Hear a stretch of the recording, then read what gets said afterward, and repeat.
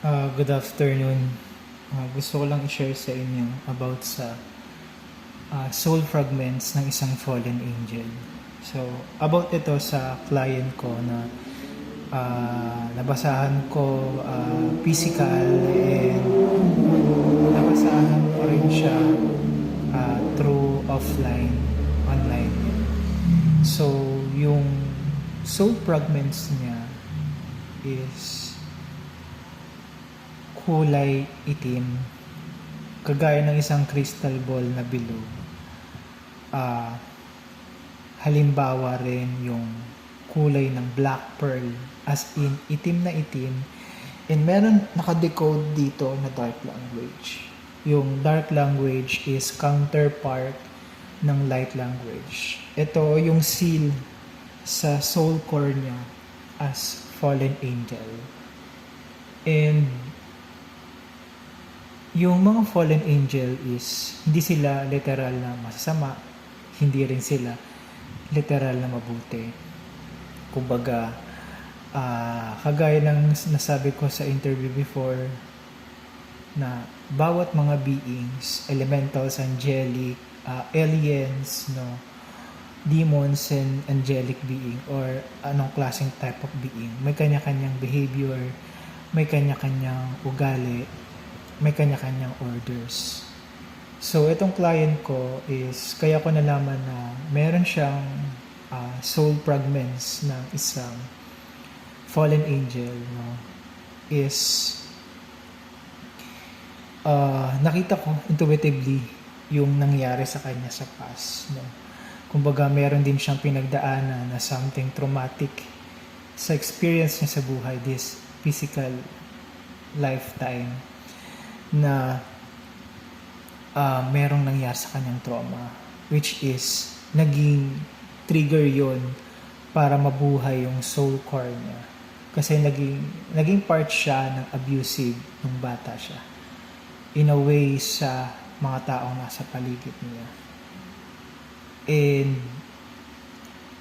bata pa lang siya, nakita ko na dinadala siya sa lower realm, particularly yung underworld. Itong underworld na to is kagaya na nakikita natin sa mga fantasy, sa Encantadia, na parang balaak, ganon. Pero hindi siya fiery, hindi ganon. More on shadow, more on madilim, as in sobrang dilim na dim. And meron din siyang bantay na particularly demon na madre. And meron din siyang guide na isang reptile or draconian, no? So, ang agenda nila is particularly, masasabi ko na isa sila sa magpapartake as part ng reset, no? So, itong reset na to is collective siya, universal siya. Ibig sabihin, mangyayari at mangyayari talaga yun. Kagaya ng unang panahon ng flood of Noah. Kung nakabantay kayo sa post ko before nun, tungkol sa flood of Noah. Itong flood of Noah is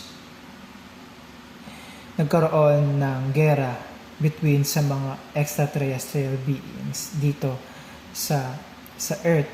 Kasi bago pa makarating ang mga aliens sa Earth, no, itong Earth na to is ano lang to, parang solemn lang. Naging ano nila to, yung nagkaroon kasi ng galactic wars. Yung galactic wars na yon is nag-inhabit sila dito sa Earth para magstay. Pero dahil iba-iba yung differences nila, lahat ng mga beings noon, aliens particularly, mga hybrid humanoids, during part ng Lemuria Atlantis, hindi pa lubog sa tubig doon. Pero may pagsabog na naganap. As in, malaking pagsabog na nag-cause ng pagtunaw ng mga yelo. Kaya nagkaroon ng malawakang baha. Yun ang yun ang part ng reset. Yun ang story na alam natin sa Bible, na which is yung flood of Noah. Nangyari yung reset na yun. So, mangyayari din ang reset ngayon, pero more on chaos, more on wars, more on reset talaga. And lahat tayo maapektuhan nun through wars. And isa din sa mga agenda ng mga fallen angel, no, yung reset din. Hindi lang sila ang kasama doon. Meron din mga ibang beings, pero masasabi ko, isa sila sa magpapartake doon. And itong reset na to is collectively itong buong universe natin, particularly ang void. Ang void is yun ang nature ng reality natin, which is genderless, which is nameless, formless, non-duality. Ibig sabihin, both light and dark, merong aspect sa void. Doon tayo nagmula. Kagaya sa Big Bang Theory, sumabog. So, yung pagsabog na yun is bawat isa sa atin naging partake sa creation, especially ng light and dark. So, ang reset na nangyayari sa mundo natin and during those times, sa iba pang planetary system, starseed, universes, and realities, ang reset is part na siya ng nature ng reality. Kumbaga, magkakaroon ng creation as represented ng the world. Explain ko sa paraan ng cards para mas mag-gets nyo. Simula ng creation, lahat na create na yan from light and dark ng mga beings na yan. So, nandun yung mga angelic, nandun yung mga demons, no? So, may kanya-kanyang orders, may kanya-kanyang rules, may kanya-kanyang regulation. Dahil doon, sa pagkakaiba nila, is nagiging part siya ng chaos, no? So, pag dumating yung chaos na yon, doon darating ang death card, which is representation ng reset. So, ganun ang flow ng reality natin. From non-duality, the void, nagpartake ng creation, and dito, nagkakaroon ng chaos and reset. Tapos, creation,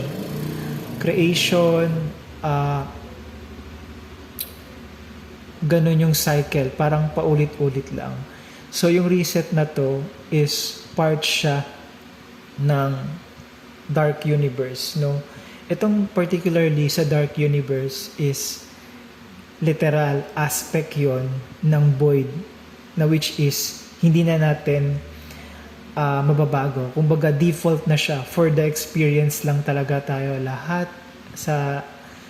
ng existence ng planetary, from other realities and universes, starseed, or kahit ano pa man, angelic or elementals, lahat tayo for the experience lang sa mundong ito, hindi lang sa mundong ito, maging iba pa sa mga realities and dimension and universes. For the experience lang tayo, kasi ang default ng program ng void is creation. Yan, na-create. Dahil sa differences, nagkaroon ng kanya-kanyang rules and regulation. Bawat mga beings, doon nagsisimula ang chaos. Tapos, ganun ulit, paikot-ikot lang. So, para sa akin, no, kung ano man yung mga mangyayari pa, regardless, negative or positive sa buhay natin, maging grateful pa rin tayo. Pero, wag tayong ma-attach kasi wala namang permanente sa mundong ito, no? Law of permanence as represented ng Buddhism, yun din ang tinuturo, more on enlightenment and awakening. And itong mga angels and angelic is partly kasama rin sila sa aspect ng void. Bilang tao, kasama rin tayo. Bawat isang tao, meron silang mga soul fragments, soul blueprint na 3 hanggang 4. Yung iba may blueprint ng elemental, may angelic, meron pang mga dark shadows, no? So, sa state ko ngayon, nandun na ako sa state na nagiging neutral na lang ako, na hindi na ako masyadong attached sa light and dark, no? Nagiging observer na lang ako. And hindi ko rin na-identify ang sarili ko as light and dark. Kumbaga, ine-embrace ko yung void, yung non-duality, nameless, genderless, and formless. Yun ang primordial source creator natin, no? Excuse me sa mga sinasamba natin, no? Especially Buddha or Christ or whatever religion natin. Sila is ascended master lang sila. Supplementary lang sila sa life natin. And mostly, guide lang sila sa atin kung ano ba yung reality ng life. Pero lahat tayo, sa iisang source tayo nagmula. Sa isa lang tayo pinagmula, which is sa void. No? Yung default blackness, wala pang creation. Doon tayo lahat nagmula. So, since nagkaroon ng creation kasi, ng mga angels and demons and so whatever, doon nagkaroon, alam mo yun, yung parang monarchy, pakikipagsakop, ganyan. Kung familiar kayo sa mga astral battles or spiritual battles, yan. Endless ang war, as in. Kasi, ano sila, yung parang ang eksena nila or atake nila is pararamihin nila yung nasasakupan nila. Ganon. Nag-i-invade sila ng mga kingdoms, realms, dimensions. Yun. Okay? And particularly ang mga demons and draconians, hindi sila masasabi kong masama. Pero medyo iba yung way nila ng atake nila sa buhay. Pero kasi sila, ang dark kasi is nagre-represent din yan sa acceptance. Kumbaga, parang sa kapatid natin, yung sinasabi nilang black sheep. Kaya ganun yung ugali. Kasi gusto ng acceptance. Gusto ng pagtanggap. Gusto ng walang division. So, ganun ko tinitake yung mga demons and mga tawag na ito, mga fallen angels and mga draconians. Ganun na yung take ko sa mind ko na kailangan nila ng acceptance, no? Kailangan nila, parang sila yung aggressive type or dark side ng representation ng void na kailangan ng acceptance or pagtanggap na walang halong pagdududa. Pero as me din, as a reader, hindi rin ako nagkakaroon ng contract between them. Kasi alam ko yung medyo tricky sila. Pero nagiging transactional or neutral lang ako. Pero hindi ako basta-bastang nakikipag-engage sa kanila. So, kaya ko share yung video na to para at least magkaroon tayo ng awareness na regardless kung ano man yung mangyayari sa future natin, wag tayo masyadong ma-attach, lalo na sa physical aspect natin. Kasi lahat tayo mamamatay, lahat ng nasa paligid natin mawawala. No? Diba? Ang kailangan mo lang i-harness sa buhay mo is yung deeper knowledge and wisdom na meron ka na, rooted na sa soul fragments mo. Yun yung kailangan mong i-harness. Kasi lahat ng mga material na bagay, kahit katawang lupa natin, mga alagang hayop, mga halaman, lahat yan mag-fade away, lahat yan mamamatay. Darating ang mundo na wala nang mare-reincarnate dito sa mundo, pwedeng nasa ibang star system na planet or realities. Pero as a personal, no, ang goal ko kasi is makabalik sa void, no? Which is, pag nakabalik na ako sa void, hindi na ako magiging part ng astral realm. Hindi na ako magpa-partake sa reincarnation. Kasi, once na magkaroon ka ng attachment sa mundong ito, sa astral realm, sa spirit world, may tendency na ma-reincarnate ka. And hindi rin ako personally yung tao na may savior complex. Kumbaga parang, okay, mission ito, kailangan ko tong gawin. Ganon. No, ayoko ng ganon. And mostly din kasi sa afterlife, may mga forced reincarnation. Ibig sabihin, may persahang pagre-reincarnate. May mga soul core, soul fragments din na butas sa katawan nila. Meron din na nagkakaroon ng hijack sa soul core nila, sa soul fragments nila. So, ako, as personal, Buddhism ako, I'm grateful kasi pinapractice ko siya and supplementary lang sa akin yun. And si Buddha is part siya ng enlightenment, which is representation ng ascended master. And on my personal gusto kong will sa sarili ko, bumalik sa void. Kasi pag bumalik ka sa void, doon mo mararamdaman yung peaceful.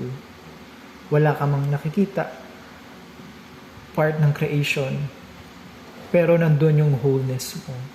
Kasi once nag-partake ka sa spirit world, sa astral world, sa physicality, only reincarnation na yan. Ganon siya. Tapos, kapag na-reincarnate ka, the more na lalaki lang yung karma na kailangan mong bayaran. So, I do hope na nakatulong yung sharing ko today. And pwede kayo mag-leave ng comments dyan sa baba. If ever man na may tanong kayo, sagutin ko. Or pwedeng gawa natin ng next video. And gusto ko lang din i-take sa inyo na hindi lahat ng angels mabuti, hindi lahat ng demons or fallen angel masama. As much as possible, maging neutral ka lang, pero huwag kang mag-engage sa kanila through contracts. Kasi marami ding mga angels na masyadong egoistic sila, and then sila mismo rin nagtatrap ng soul ng tao. Kaya personally, I don't trust with angels. And sa mga demons naman and fallen angels is neutral lang ako as much as possible. Pero one way or another, lahat tayo, iba-iba man ang beings natin or identity natin as angel, elemental, alien, or ano pa man, lahat tayo, magpo-fall lang tayo sa creation ng void. Dahil sa creation na yun, sa differences, nagkakaroon ng chaos and reset. Paulit-ulit lang yan, no? Nasa sa atin kung sa pagpili natin, kung gusto natin bumalik sa void. Pero kailangan natin kumonek sa inner knowledge, inner wisdom natin through downloads, which is kapag nag-meditate tayo. Maraming salamat sa time sa pakikinig, and ingat kayo saan man kayong panig ng mundo, and take this as guide, hindi absolute truth, pero personal kasi sa akin, ito ang absolute truth. Pero iba-iba kasi tayo, depende sa belief system ng tao. So I respect yours, respect din kung ano yung paniniwala ko. Basta nag-share ako, nasa sa inyo na yon kung iti-take nyo or hindi. Basta, ang payo ko lang, wag nyo ilimit yung sarili nyo sa certain beliefs na alam mo. Kasi ako, as a reader din, nag-explore din ako, na unti-unti kong hinihimay yung mga alam ko na pwede kong i-share sa mga tao. So, maraming salamat and have a blessed afternoon sa inyo.